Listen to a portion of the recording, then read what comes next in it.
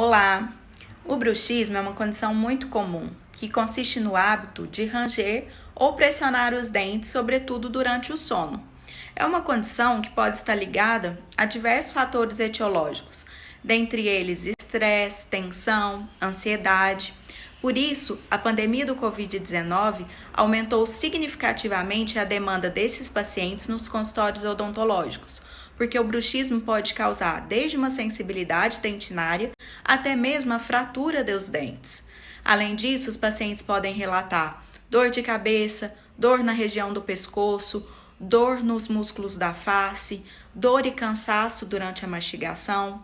Por isso, se você já identificou um desses sinais e sintomas, ou se você acha que desenvolveu esse hábito durante a pandemia, procure já o seu cirurgião dentista.